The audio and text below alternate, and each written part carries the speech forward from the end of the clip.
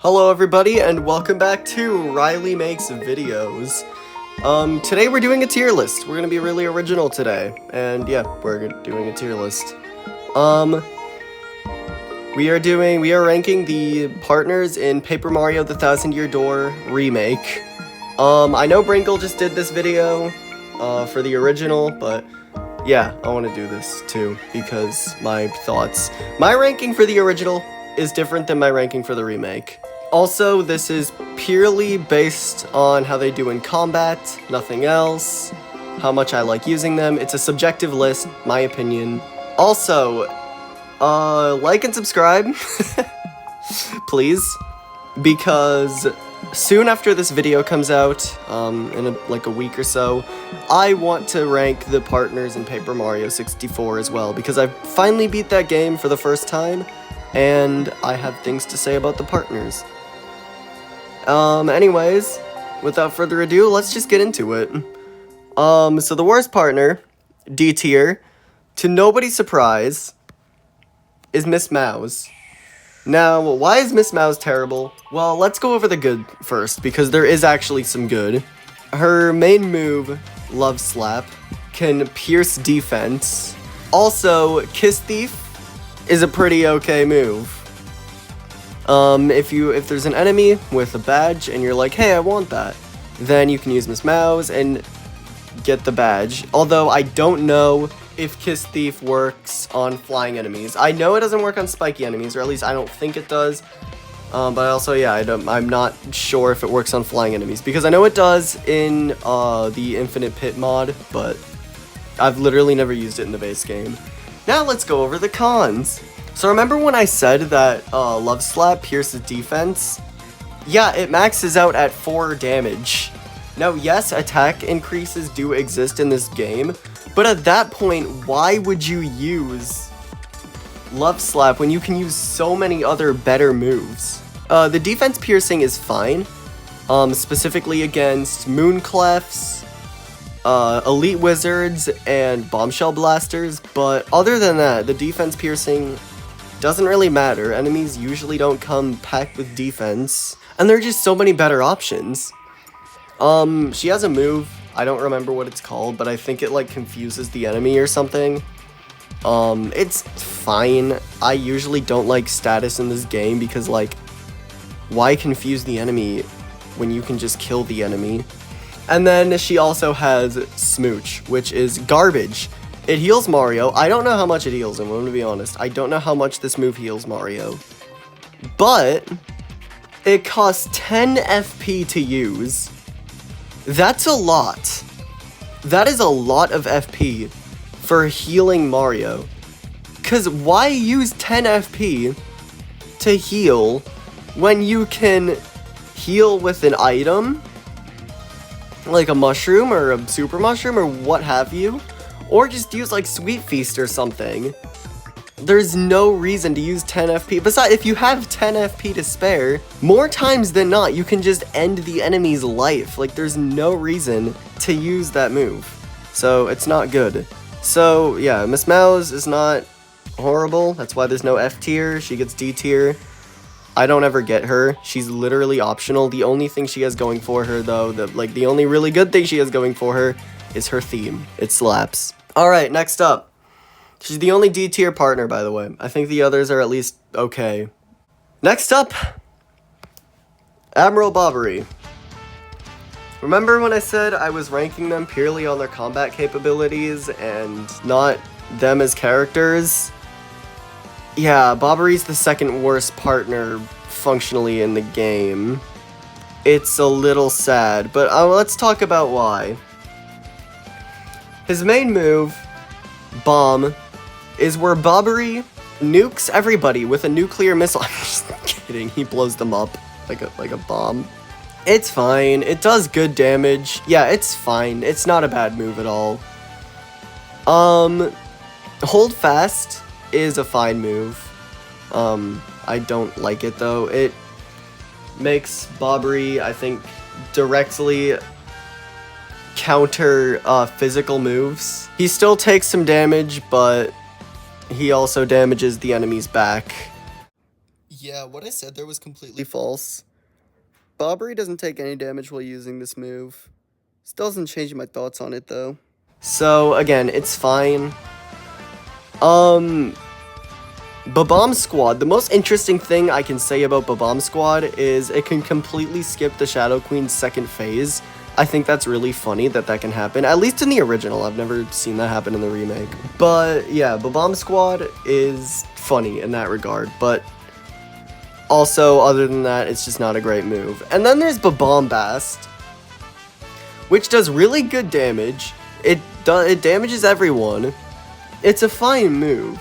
The problem is that it costs way too much FP to use. I don't remember how much it costs, but God, I think 8? I'm pretty sure it's 8, which is just too much FP. Because there are moves that cost less and that are better. So, yeah, Bobbery is fine. The biggest thing he has going for him is 40 HP, because that is actually a ton. It's very hard for anyone to strike him down, but he's not actually the best tank in the game. That would go to Flurry. Flurry is the best tank in the game. Now, as a character, I think Bobbery is miles better than Flurry. But in combat, yeah, Flurry inches out Bobbery. Because she only has 35 HP, but she has Lip Lock. And Lip Lock is a good move because it damages the enemies and heals her. So she has a lot more survivability than Bobbery does. As for her other moves, Gale Force is the only other one that I really like. And even then, I feel cheap using it. I don't love using Gale Force, but I have before to get myself out of sticky situations. It works pretty consistently. Body Slam is fine. I don't like it all that much. There's so many ways for Flurry to be directly countered. If they have spikes, if they're fiery. I know it's the same with a lot of partners, but I don't know. Body Slam has that limitation and very mediocre damage. Again, it's fine. It's a whatever move. I don't like it though. It's not even that satisfying to like pull off. And then there's her last move, which, if I'm not mistaken, makes Mario dodgy. It's not that good. I don't like it. It's a garbage move and one of the worst in the game. Yeah, that's about all I gotta say for Flurry. She is a better tank than Bobbery just because of Lip Lock. That's her best move. Next partner is Vivian in B tier. Vivian and Bobbery are actually pretty similar. For when in my very early playthroughs, I would use them a lot. I thought they were broken. There's even footage of me saying that on the internet.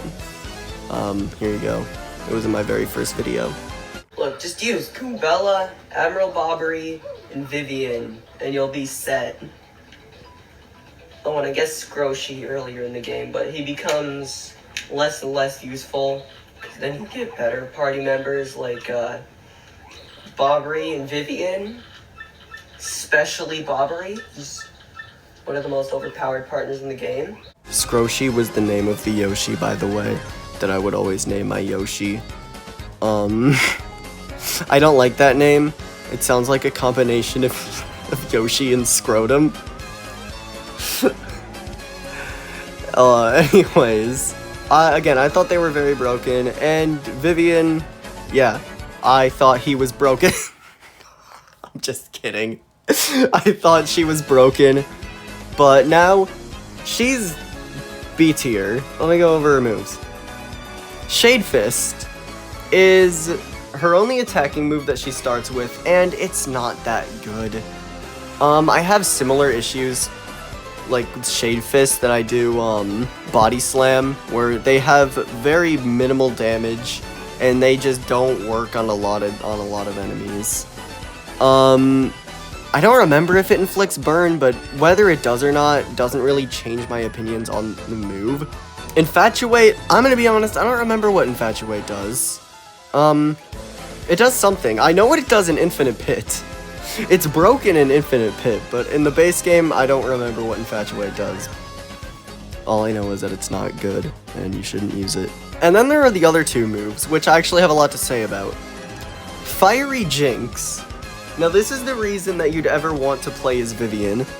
It's a pretty good move, actually. It pierces defense, hits almost everyone, and inflicts burn. It's not a bad move at all. Also, if you're doing peril strats with Vivian and use Fiery Jinx, she can pretty much destroy any enemy. Now, for bosses, she's not the best, but for, just for regular enemy fights, Fiery Jinx is a really good move. But, as you'll see later, there's another move that is even better, and stacks even better with peril, and completely obliterates every enemy. But yeah, Fiery Jinx is not a bad move at all. You know what is a bad move and Vivian's worst move? Veil. Veil is garbage, and the reason Veil is garbage is because when you use it, you give up Vivian's current turn, her next turn, and Mario's next turn, which means you use Veil, the enemies will attack you, and then once you get out of the shadows, the enemies will attack you again. It's literally created to be a gimmick move and to dodge charged attacks. Now, in those situations, fine, yeah, use Veil. Or Super Guard. But if you're not comfortable with Super Guards, then yeah, sure, use Veil, that's fine.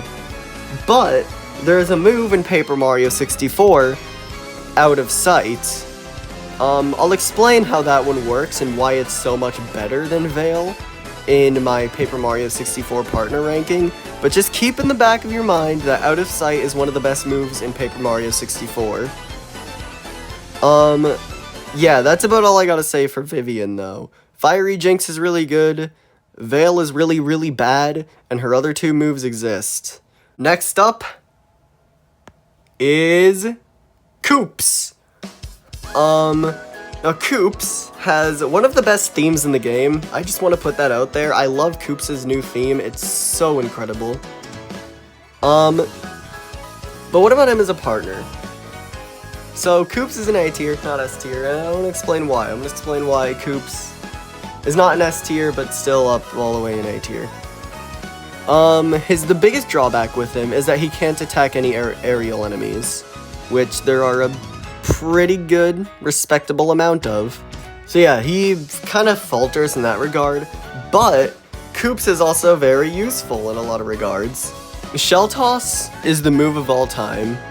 It, again, has the same issues as Shade Fist and Body Slam, bad single target damage, but Shell Toss is better, and the reason it's better is because of when you get it in the game. At this point, you don't have a lot of moves, and Shell Toss it's just a good move, and it works well against the Doll Bones in Hooktail's Castle. It works. I like it. Power Shell is some pretty good damage to all grounded enemies. It's not the best damage or anything, but yeah, it's still pretty good. Koops' next move is Shell Shield, which I always accidentally call Courage Shell. I always think it's Courage Shell, I don't know why. But Shell Shield is good. It protects Mario for a few turns, which I know I mentioned earlier, just kill the enemies, but there are actually a lot of situations where Shell Shield is very useful, especially over any move that makes Mario sometimes dodgy or whatever. Shell Shield is just a better move, and probably the best defensive move that protects Mario in the game, at least in my opinion. And Koops' next move, Shell Slam. It makes Big Fire Shell go across screen and do big owies to the enemies. I don't actually remember how much it costs. I think it costs like 5 or 6, which is a pretty good amount of FP. Yeah, Fire Slam is a pretty good move. But I think the one reason I'm putting Koops up this high, or at least one of the biggest reasons, is because of Koops' challenge running potential. You see, there exists this legendary challenge called the Pre-Hooktail Pit, where you beat Bonetail before Hooktail. And Koops is easily the best character for this. You get him in peril, you equip Mega Rush P, and you spam Power Shell on everything, and it works really, really well. Power Shell is a broken move in this regard. So yeah, Koops gets A tier. Not quite S tier because he can't attack flying enemies, but A tier nonetheless. Now this, right here, we are down to our last two partners. And this is where my ranking in the remake differs from my ranking in the original. And if you play the remake or you're familiar with it, you might already know what I'm talking about. Goombella is the second best partner in the game, but still S tier. Well, let me explain why she's only the second best now, but also still really good. So I'm gonna talk about the good things. First of all, her base move, Head Bonk, is good. It is a really good attack. It hits the enemies twice. Any multi-hit move is great. And if you stack a bunch of attack badges and Head Bonk an enemy, they're gonna take a lot of damage from it. Tattle is a move that she definitely has. I like tattling all the enemies sometimes, so, like, I don't know, that's not really affecting her placement at all. And then we got our last two moves. Now, Rally Wink is great. It gives Mario another turn, and especially if you're doing Danger Mario builds or some sort of Mario build, yeah, Rally Wink is a really good move. Then there's Multi-Bonk. Now, this move in the original is what made me go, yeah, Goombella is the best partner in the game. She already has great damage. She already has a lot of utility because of Rally Wink. And then there's Multi-Bonk. Now, the reason that she's only the second best now and not the best is because they nerfed Power Bounce and Multi-Bonk. How did they do that? By making the fourth jump frame perfect randomly. So the frames, if I'm not mistaken, the first two jumps are 8 frames, the next jump is 6 frames, and then the fourth jump is frame perfect. Now, the game does run at 30 FPS, so it's not like a frame perfect input in the GameCube version, but that's still a very tight window, and then it goes back to normal until it caps out at 1 frame again. This was a pretty big nerf to this move, and made me only put Goombella down here, because that move costs FP, and it's very risk-reward now. However, Paper Mario Legend Cappy uploaded a video going over how you can get this fourth frame jump as consistently as possible. What you're gonna want to do is hit the A button when Goombella's head or Mario's foot is in the middle of the A button on screen. If you push it then you're almost always going to get that fourth jump. You can practice this using the Battle Master, but yeah, it's a pretty consistent strategy that works really well. I just actually tried it out. I'm playing a playthrough of Thousand Year Door right now where I'm not using any badges, and this move has actually been really useful. I just did chapter 3 and this strategy works. But yeah, Goombella is still only second best. There's only one more who can beat out Goombella.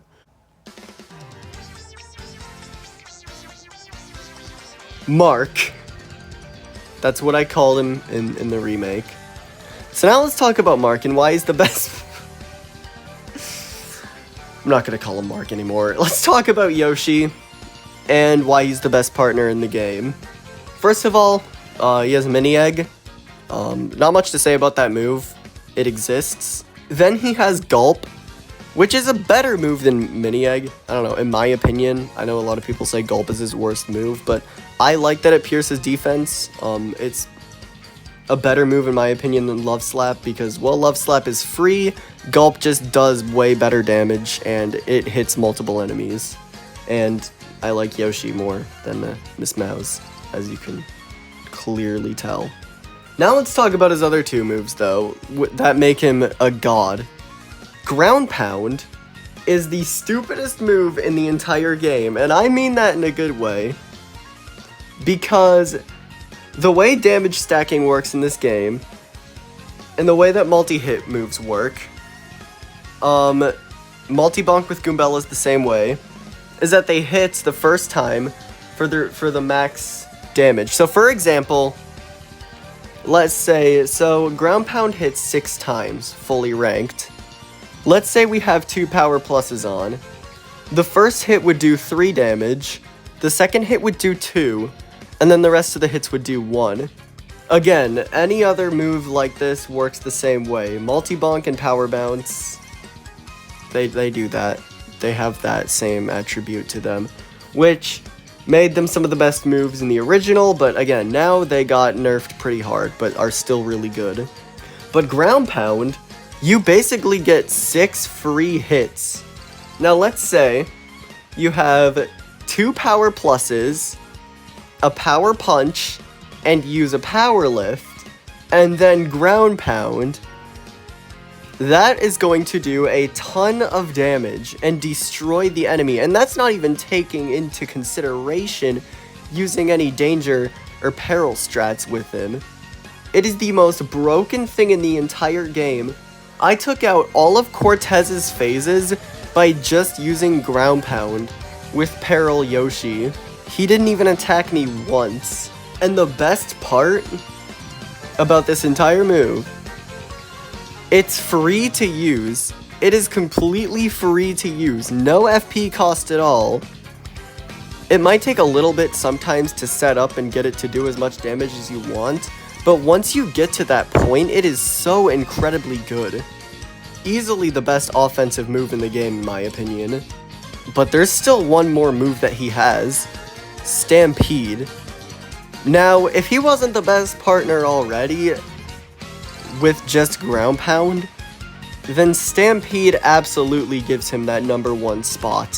Think of ground pound and its damage scaling and how it works. Then imagine that damage to every single enemy on screen.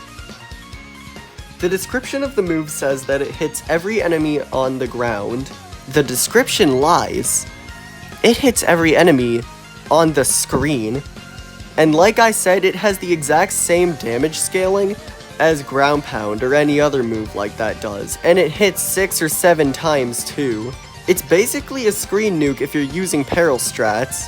It's that good.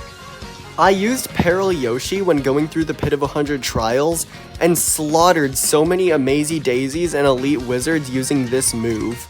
I even maxed out the star point cap in one fight. So yeah, Yoshi is easily the best partner in the entire game for me. I love using him. Mark was my best friend actually in the entire game. He was awesome. Oh, and it helps that his theme is the best partner theme in the game. Come at me. Yeah, there you go. There you have it. That is my partner ranking in the Paper Mario The Thousand Year Door remake. Like and subscribe. Stick around for my ranking of the 64 partners. And I'll see you guys then. Have a good day.